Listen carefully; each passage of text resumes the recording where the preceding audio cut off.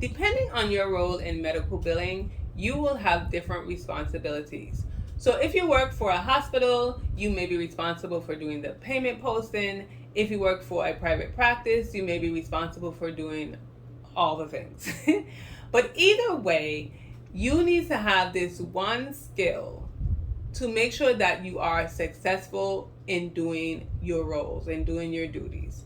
So if you are interested in hearing what that is, please keep watching.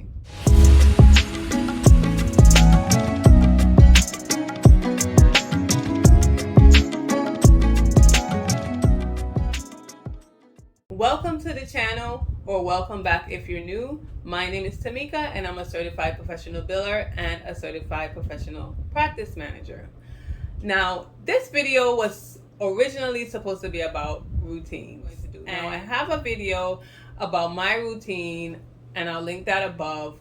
But as I was thinking about it more and more, I said to myself, there's this one skill that you need to have. It kind of connects to all of that, all of those routines and stuff. And that one skill is time management. Remember, we only have a certain amount of time to do anything. There's 24 hours in a day, and a lot of that time is taken up by other things. So we need to learn how to manage our time. And time management is when you manage your time in a way that is both effective and efficient for what you're trying to do. This will change for different people depending on what they want to do. So there's necessarily no set one way of doing it, but I'm going to give you guys some tips in what you can use in order to determine how to manage your time. But before I do, make sure that you subscribe to the channel, you hit the notification bell, and please leave comments below. I love answering your comments. So the first thing is goal setting. Now, when you're trying to manage your time well, you want to set a goal. You want to know what will be the outcome, something that you can measure at the end of all of this. If you're just doing things for doing things' sake, you don't know what the end result is supposed to be, it's really not going to be a way for you to determine if it is effective or efficient. If you don't really know why you're doing it, if you're just doing things, just trying to be busy, that's not going to be that's not going to be a good thing for you. So you need to set a target. Know why you're doing what you're doing. Also, you need to know basically how is that going to affect you, affect your business, affect your office. How is it going to affect whoever you're doing it for, or even if you're just doing it for yourself? You need to know the importance of that. So make sure that you goal set every time you're trying to manage your time or do a task. Then I would learn about prioritizing.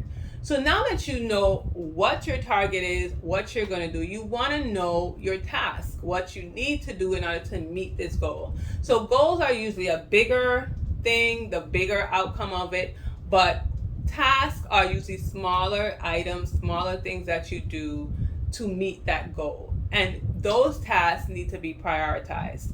Some are more important than others.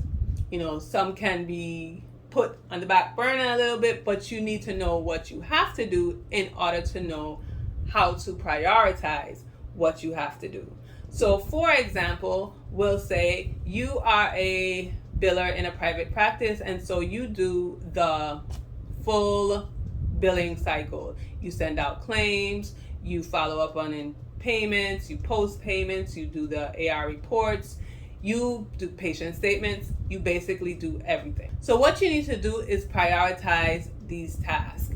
You need to make sure you know what is most important from what is least important.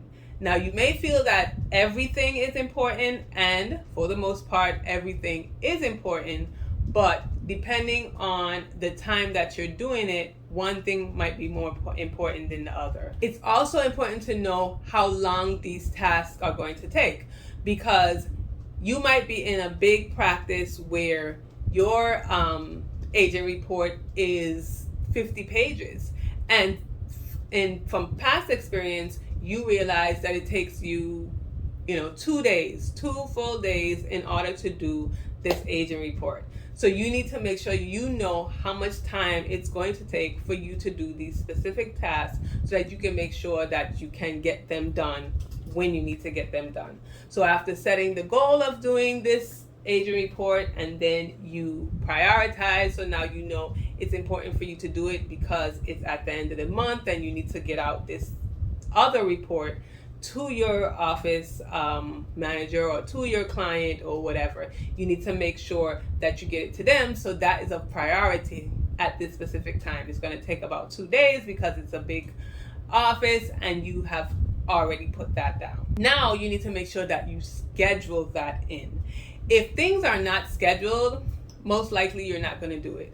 We go to work every day. We know we have to go from 9 to 5, 8 to 6, 12 to 3, whatever our time is. We know we have to do it every day. And basically, whether or not we write that down or put it in our calendars, we know we have to do it, and so it is scheduled. So if someone comes to you and say, you have a doctor's appointment and the doctor says, I need you to come in at 10 o'clock, you will probably say, either one, I can't because I work from 9 to 5, or you know that you have to ask for that time off. But either way, you already have scheduled something for that time. So you need to schedule your tasks. If you are going to do your aging report, you need to put down, I'm going to be doing this aging report Monday and Tuesday from 8 to 12, then I'm going to go to lunch, and then from 1 to 5, I'm going to do it again. You need to make sure that you schedule it in, because if you don't schedule it in, you most likely would not get it done. Also, you need to know when, you're going to do it, as far as at the end of the month, in the middle of the month, once a quarter, once a day, once a year, whatever the report is or whatever the duty is, you need to know when you're going to do it. You need to schedule that in as well. Because what tends to happen is, let's say, for example, aging reports. If you don't have a schedule for your aging reports, then you're going to be doing it, one time you're going to do it on July 1st, and then the next time you forget, to do it in August, so you're going to do it on September 15th, and then you'll be just all over the place because you did not schedule in that task. Scheduling doesn't mean it needs to be done daily, but it needs to be done consistently at a consistent time so that you can make sure that you continuously get it done. So now that you have set the goal of doing it, you have prioritized it, and you have scheduled it, you want to make sure that when you do it, you're productive. Because what sense does it make to have all of those things down, you schedule it, and then you go to do it, and you're all over the place? You don't know, you know what you're doing, you have it sitting there, but you're not getting anything done. So you just blocked off 2 hours to do something, or in the case of the example, 2 days to do something, and after those 2 days are done, you don't get anything done. What is the point of that? So you need to make sure that you're productive when you get it done, that you're actually going to be able to complete that whole aging report at the end of those 2 days. And a part of that is making sure that you limit distractions. You need to be able to be focused and be able to do the task at hand. One thing that I would suggest when you're doing this is, when you're scheduling these tasks and duties that you need to have done, you need to know yourself. You need to make sure that you will know when you will be your best. Some people are good, at night. They can work all through the night and get all types of things done. Or they're better in the morning, like myself. I love to do things early morning, top of the morning, and just get it out there and get it done. I feel like my brain works better. I'm more productive in the morning. So you as an individual need to know when these times are for yourself. So if you're working a 9 to 5, you might work better when you first go into the office at 9. So you would schedule that for that time. So that should have been in scheduling, actually. You should have scheduled your time to do a specific task in the morning, because most likely you will get it done quicker, because now you're not all distracted because your brain is not working, But you need to limit your distractions, find an area where you can focus, or some people work well when they listen to music. You need to find what's good for you in this instance so that you can make sure that you're productive with what you're doing, with the tasks and duties that you're doing.